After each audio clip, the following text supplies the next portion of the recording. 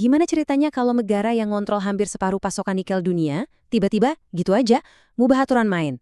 Indonesia, sang raksasa nikel global, baru aja melakukan itu. Dan guncangannya, wah ini bakal terasa di seluruh planet.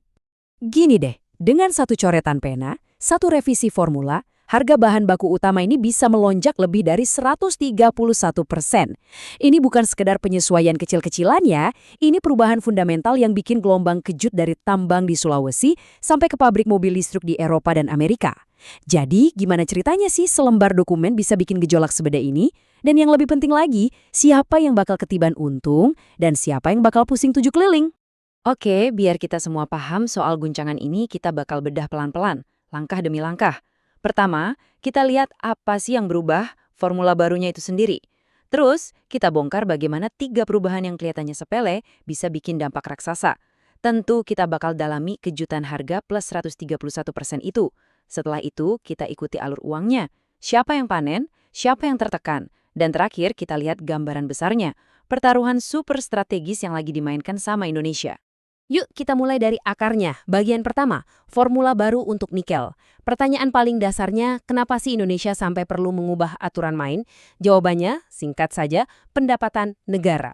Pemerintah juga udah netapin tanggalnya nih, 15 April 2026. Mulai hari itu, cara kita ngitung harga minimum biji nikel bakal dirombak total. Nah, untuk ngerti ini semua, kita harus kenal sama 3 huruf sakti, HPM, alias harga patokan mineral. Anggap aja HPM ini kayak UMR, tapi buat batu. Ini adalah harga paling rendah yang wajib dibayarkan ke penambang. Jadi nggak ada lagi cerita tawar-menawar di bawah angka ini. HPM inilah fondasi harga buat seluruh industri nikel di Indonesia. Sekarang, kita masuk ke ruang mesinnya. Bagian kedua, 3 perubahan kunci. Nah, disinilah letak rahasianya. Perubahan ini bukan sekedar utak-atik angka kecil loh. Ada 3 elemen yang kalau digabungin, efeknya itu kayak bola salju yang makin lama makin besar. Yuk kita bedah satu-satu. Nah, di sini kelihatan jelas bedanya. Pertama, soal mineral yang dihitung. Dulu cuma nikelnya doang yang dianggap berharga. Sekarang, besi, kobalt, sama kromium juga ikut dihitung. Ibaratnya Anda jual kue. Sekarang yang dibayar bukan cuma tepungnya, tapi gula dan telurnya juga dihitung. Jelas harganya jadi naik kan? Kedua, ada yang namanya faktor korektif. Anggap aja ini semacam bonus wajib yang dinaikkan dari 20% jadi 30%. Pengalinya lebih besar, ya hasilnya lebih besar. Dan terakhir, ini detail teknis tapi penting banget. Satuan ukurnya, dulu dihitung kering, sekarang dihitung basah. Artinya apa? Artinya berat air yang ada di dalam biji mentah itu sekarang ikut dihitung dalam harga jual. Anda bayar buat batunya, plus airnya. Jadi kita rangkum ya 3 senjata pendorong harga ini. 1. Lebih banyak mineral yang dihitung nilainya. 2. Bonus pengalinya digedein. Dan 3. Sekarang Anda juga bayar buat berat air di dalam batunya. Masing-masing perubahan ini aja udah naikin harga. Tapi begitu digabung ketiganya, efeknya itu bukan nambah, tapi mengalih, menciptakan gelombang harga yang luar biasa. Dan efek bola salju itulah yang membawa kita ke angka keramatnya. Bagian ketiga, kejutan harga plus 131%. Inilah hasil akhir dari semua perubahan tadi. Sebuah angka yang benar-benar mengguncang fondasi industri baterai mobil listrik. Plus 131%. Coba deh, kita resapi dulu angka itu. Kita ini nggak lagi ngomongin kenaikan tahunan 5 atau 10% ya. Ini perombakan total-totalan dalam satu kebijakan. Sebuah guncangan seismik yang bakal menggambar ulang peta siapa yang makin kaya dan siapa yang makin pusing di industri nikel global. Dan ini dia arti 131% itu dalam bentuk dolar. Untuk biji limonit, ini bahan baku utama baterai, harga minimumnya loncat dari sekitar $17 jadi lebih dari $40 per ton. Tapi ada bagian yang lebih gila lagi. Harga minimum baru dari pemerintah yang $40 ini ternyata jauh di atas harga pasar sekarang yang cuma sekitar $28. Ini benar-benar membalikan logika. Biasanya pemerintah ngikutin pasar, sekarang pasar yang dipaksa ngejar harga patokan pemerintah? Oke, dengan lonjakan harga segila ini, pertanyaan selanjutnya adalah siapa dong yang panen raya? Ini membawa kita ke bagian keempat, pemenang di hulu, yaitu para penambang. Secara teori, mereka lah yang paling senyum lebar dari kebijakan ini. Tapi ceritanya nggak sesederhana itu. Soalnya ada 2 jenis utama biji nikel. Di kanan ada saprolit yang buat baja tahan karat. Penambangnya sih nggak terlalu ngerasain dampak gede, karena mereka emang udah biasa jual dengan harga premium, jauh di atas HPM lama. Kenaikan ini cuma ngurangin sedikit margin premium mereka. Tapi lihat yang di kiri, ini dia bintangnya, Limonit yang untuk baterai. Nah, karena sebelumnya nggak ada premium, kenaikan HPM ini jadi keuntungan bersih yang masif buat mereka. Tapi, ada tapinya nih.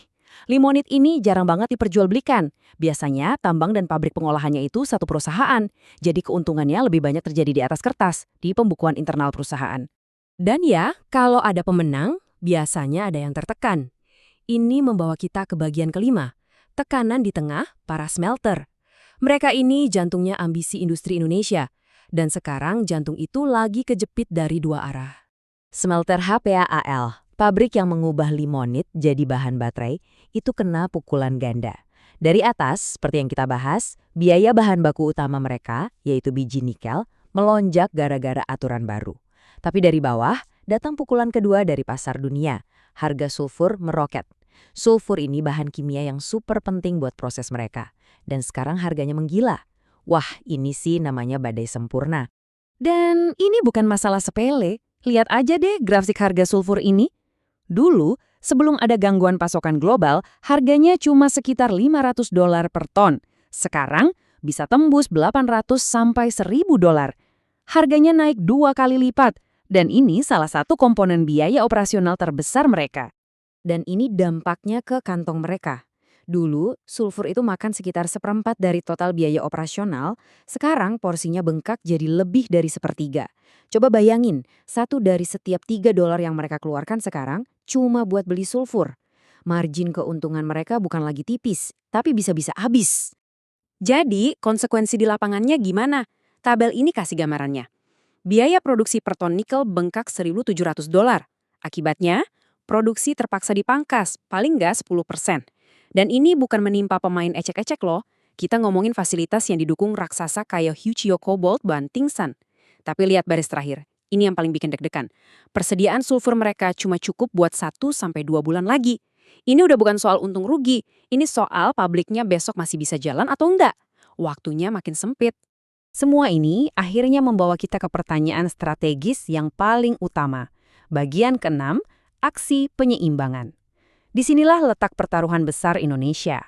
Bisa nggak sih pemerintah memaksimalkan pendapatan dari hasil tambang tanpa membunuh industri smelter yang sudah susah payah dibangun? Untung atau malah buntung?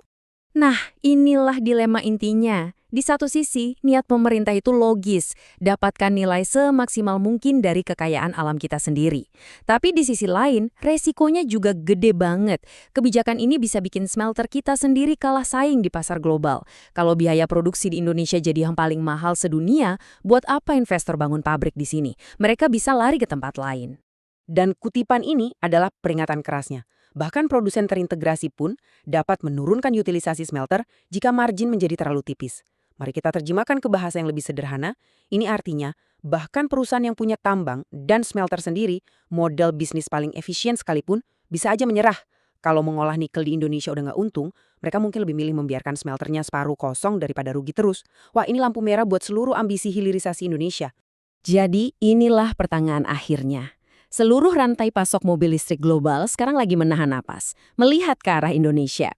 Akankah Indonesia berhasil memainkan aksi penyeimbangan yang super sulit ini, dapat duit lebih banyak dari tangannya tanpa mematikan pabrik-pabrik di atasnya? Ataukah gelombang kejut 131% ini malah jadi tsunami yang menenggelamkan industrinya sendiri? Ini pertaruhan bernilai miliaran dolar, dan jawabannya akan menentukan nasib Indonesia sebagai pemain kunci dalam revolusi mobil listrik dunia.